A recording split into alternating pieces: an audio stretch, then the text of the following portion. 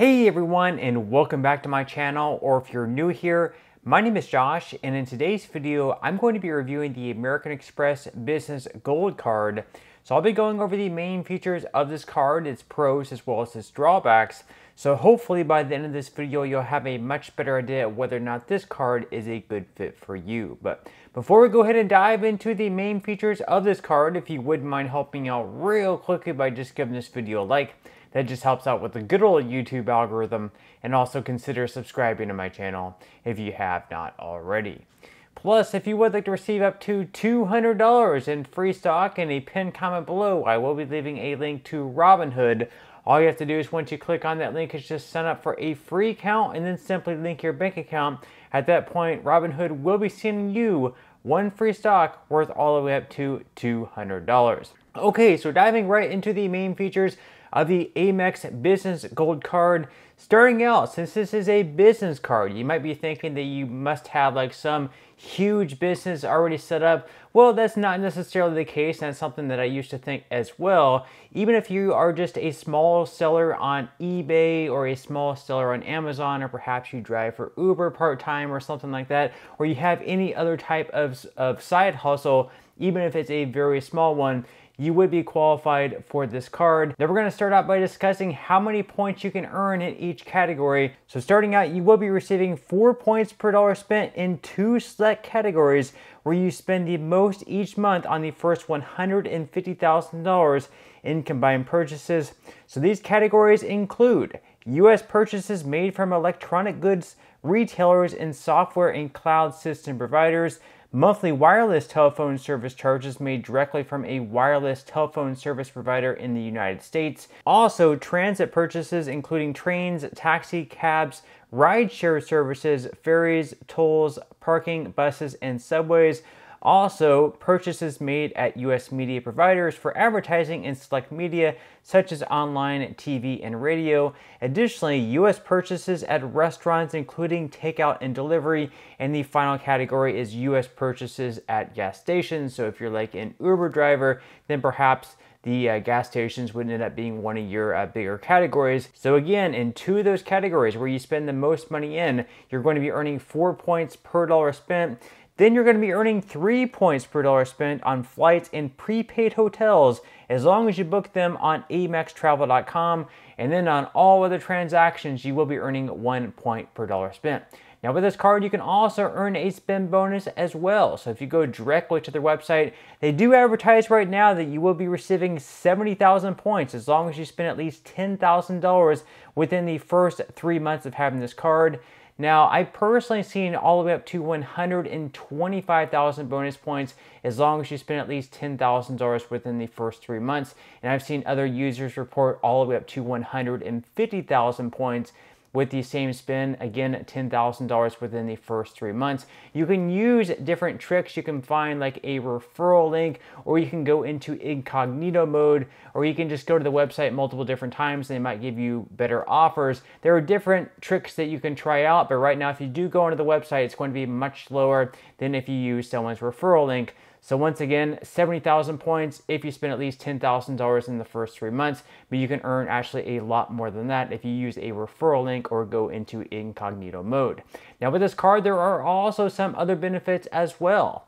So for example, you can receive a $240 flexible business credit. So you can earn up to $20 in monthly statement credits after you use this card on eligible purchases at FedEx, Grubhub, and office supply stores. So once again, the $240 is going to be spread out on a monthly basis. So if you spend $100 in January, the most you're going to be able to receive is a $20 credit. It's going to be spread out once again at $20 per month.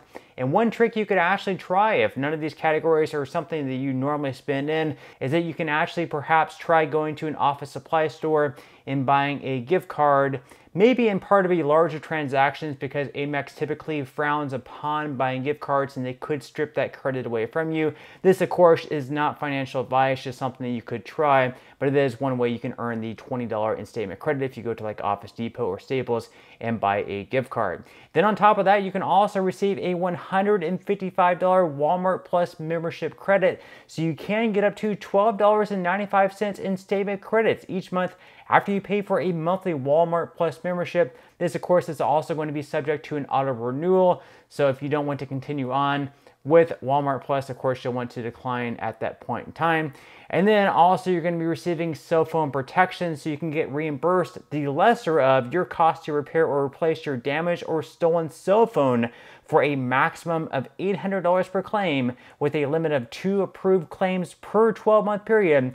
When your cell phone line is listed on a wireless bill and the prior month's wireless bill was paid by an eligible card account, of course, there is going to be a $50 deductible that will be applied to each approved claim. So now that we went over the main features of this card at this point in time, we're going to go ahead and dive into the APR and fees, because of course this is also super important as well. So starting out, your purchase APR is going to be anywhere between 19.24 to 28.49%.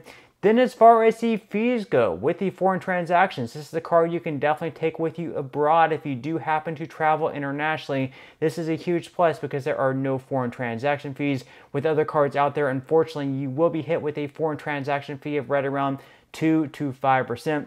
With this card, you can definitely take it abroad and continue to use it, and you will not be hit with a foreign transaction fee.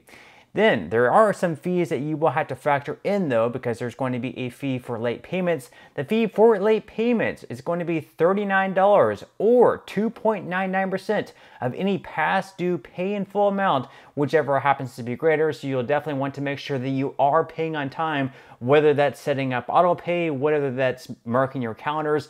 Do whatever you have to do. Just make sure that you are paying on time. That way you do not get hit with a massive late payment fee. And then finally, there's also going to be another massive fee on an annual basis with this card. That is going to be the annual fee. So every single year with this card, you do have that annual fee of $375. So you're going to have to sit down and analyze every single year whether or not paying $375 for this card is worth it. Are you getting at least $375 or more in value back to make it worth paying $375 for this card? So now that we went over the main features of this card as well as the APR and fees, at this point in time, I'm going to go ahead and dive into what I would consider to be the biggest pros and drawbacks of this card. So we're going to start out with the best things of this card. So the best thing with this card is the fact that you can earn that spin bonus. Once again, on their website, they are advertising 70,000 bonus points as long as you're able to spend at least $10,000 within the first 3 months. Like I mentioned, I've seen other users report you can actually earn a spin bonus of all the way up to 150,000 bonus points. I've personally seen all the way up to 125,000 points going into incognito mode. Also, you're going to have that $240 flexible business credit. And once again, that is going to be averaged out $20 every single month throughout the year. So if you spend $100 in January, you're not going to get the entire $100 in January. It's going to be $20 in January and $20 every single month. Then you're also going to be receiving the $155 Walmart Plus credit. Once again, that's going to be spread out month by month. And then finally, there are no foreign transaction fees with this card. So obviously, it's pretty beneficial as well, because if you do happen to travel internationally, you are not going to be hit with any extra fees while using this card. So those are the best things about this card. As far as the drawbacks go, the first drawback is the fact that in order to earn that spin bonus, you will have to spend $10,000 within the first 3 months, and for a lot of people that might be very hard to achieve, or they might have to spend on transactions that they normally wouldn't have to spend on. Then you're also going to have that massive annual fee. Once again, the annual fee is $375. So every single year, you're going to have to consider, like, is it going to be worth it paying $375 for this card? Am I getting enough benefits back to make it worth paying $375 for this card?